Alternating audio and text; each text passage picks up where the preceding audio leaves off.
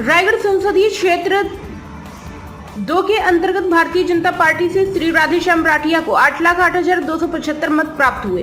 वहीं Indian national Congress की doctor Maneka Devi Singh को 5,67,884, बहुजन समाज पार्टी से श्री इनोशेट खुजूर विडना उराव को 15,600, हमार राज पार्टी से श्री अल्बर्ट मिंज को 10,959, भारतीय शक्ति चेतना पार्टी से श्री गुलेश्वर पैकरा को 2,626, सर्व आदि दल से श्री बादल एक्का को 1,728, गोंडवाना गणतंत्र पार्टी से श्री मदन प्रसाद गोंड को 3,015, निर्दलीय श्री अभय कुमार एक्का को 1,825, निर्दलीय श्री उदय कुमार राठिया को 2,129, निर्दलीय श्री गोवर्धन राठिया 4,593, निर्दलीय पूजा सिदार को 4,167, निर्दलीय श्री प्रकाश कुमार उराव को 7,722, निर्दलीय श्री रूपनारायण एक्का को 7,420 मत प्राप्त हुए तथा नोटा पर 15,022 मत पड़े। इस तरह भारतीय जनता पार्टी से श्री राधेश्याम राठिया 2,40,391 मतों से विजयी हुए। इधर विजय भाजपा प्रत्याशी राधेश्याम राठिया को प्रमाण पत्र देते हुए कलेक्ट्रेट रायगढ़ ने कहा कि सुबह 8 बजे से शुरू हुई मतगणना शाम 7:30 में खत्म हो गई। हमने इसी समय चुनाव परिणाम घोषित कर दिया। हमने आटो विधानसभा के मतदान को एक जारी करके साथ ही 3800 पोस्टल बैलेट को जोड़कर परिणाम घोषित किया है। वहीं रायगढ़ विधायक और कैबिनेट मंत्री ओपी चौधरी ने कहा कि रायगढ़ लोकसभा के सभी मतदाताओं का आभार व्यक्त करना चाहेंगे, जिनके आशीर्वाद से भाजपा के लोकसभा प्रत्याशी राधेश्याम राठिया जी को ऐतिहासिक मतों से जिताया है। लोकसभा के मतदाताओं ने जिस तरह से प्रत्याशी श्री राठिया जी के साथ भारत के प्रधानमंत्री नरेंद्र मोदी पर भरोसा जताया है, वो अपने आप में बड़ी बात है। हम सब मिलकर क्षेत्र के विकास को प्राथमिकता में रखते हुए काम करेंगे।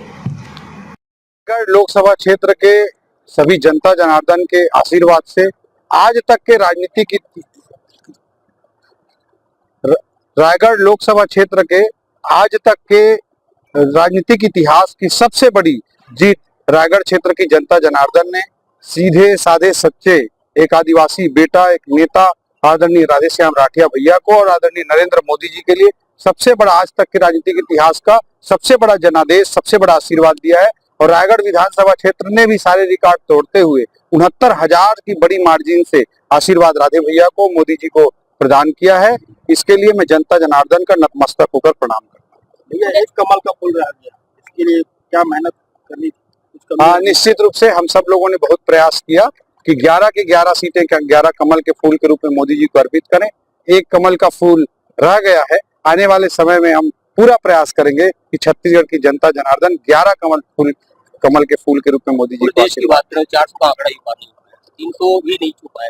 देखिए, हमने बड़ा लक्ष्य निर्धारित किया था, उसमें कुछ कमी रह गई है। आने वाले समय में वो लक्ष्य को भी भारतीय जनता पार्टी हमेशा रिबाउंड करने वाली, बहुत तेजी से आगे बढ़ने वाली पार्टी है। उस लक्ष्य को भी हम प्राप्त करेंगे ताकि भारत को विकसित राष्ट्र बना सके।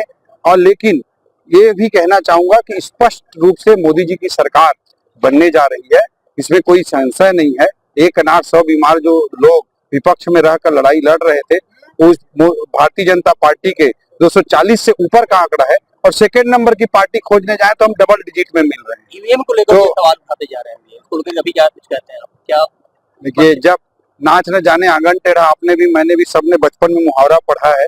इनको जब चुनाव में जीत जाते हैं तो सब अच्छा, चुनाव में जब हार होने लगती है तो ये ईवीएम पर दोष लगाने लगते हैं।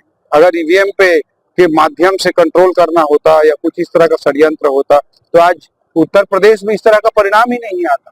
तो जनता जनार्दन के आशीर्वाद को सबसे बड़ा आशीर्वाद भारतीय जनता पार्टी नरेंद्र मोदी जी मानते हैं। मैं पूरे देश की जनता जनार्दन को पुनः धन्यवाद देता हूं कि मोदी जी को तीसरी बार उन्होंने प्रधानमंत्री बनाया है और मोदी जी के नेतृत्व में देश तेजी से फिर से अपनी यात्रा में उसी रफ्तार से आगे बढ़ता है। रायगढ़ का विकास कैसे होगा, क्योंकि अब सांसद भी हैं, मंत्री भी हैं, सरकार, उसके बाद राज्यसभा की सांसद भी रायगढ़ से हैं। निश्चित रूप से रायगढ़ लोकसभा क्षेत्र की जनता जनार्दन ने, रायगढ़ विधानसभा क्षेत्र की जनता जनार्दन ने बड़ा आशीर्वाद दिया है। हम सब लोग इस क्षेत्र के जो मुद्दे हैं उन पर हम लगातार काम करेंगे। अभी कुछ महीने हुए हमारी सरकार को बने, विधानसभा चुनाव हुए, केलो डैम का पानी किसानों के खेत तक नहीं पहुंच पा रहा था, बहुत बड़ा विषय था। उसके लिए 130 करोड़ रुपए का प्रबंधन हमने किया है। कॉन्स्टिट्यूंसी है, उसका रिजल्ट हमने करीब 7:30 बजे शाम में डिक्लेयर कर दिया है। सुबह 8:30 बजे से काउंटिंग चालू हुई थी और इसमें हमारे जो 8 विधानसभा हैं उन सभी का एकत्रित एकजाई करके साथ ही साथ सारे पोस्टल बैलेट जो करीब 3800 थे उन सभी का एकजाई करके हमने सारी कुल मिलाकर 18,38,547 इलेक्टर्स थे, जिनमें से रायगढ़ पार्लियामेंट्री क्षेत्र में 14,37,943 लोगों ने अपने मत का उपयोग किया।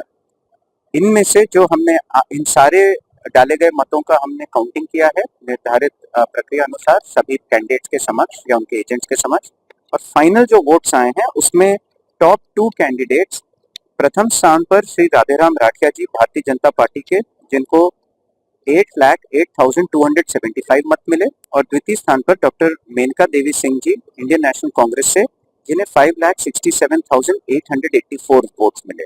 इन दोनों के बीच का प्रथम और द्वितीय स्थान में दोनों के बीच में अंतर था 2,40,391 मतों का। इस प्रकार श्री राधेराम राठिया जी को 7:30 बजे विजयी घोषित कर उन्हें उनका जो निर्वाचन प्रमाण पत्र है वो उपलब्ध कराया गया।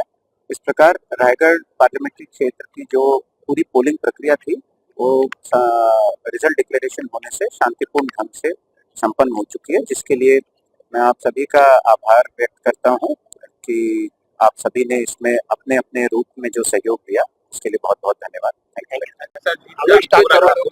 जी, सबसे पहले सभी आपके चैनलों को बहुत बहुत धन्यवाद, शुभकामना। रायगढ़ लोकसभा के हमारे प्यारे प्यारे मतदाता भाई बहनों को मेरे ओर से विनम्र उन्हें धन्यवाद करता हूँ, ज्ञापन करता हूँ कि जिन्होंने मुझे इतना आशीर्वाद दिया है, और मैं हमेशा उनके काम को कर सकूं और इस क्षेत्र के विकास कार्य में हमेशा अग्रसर रहूं।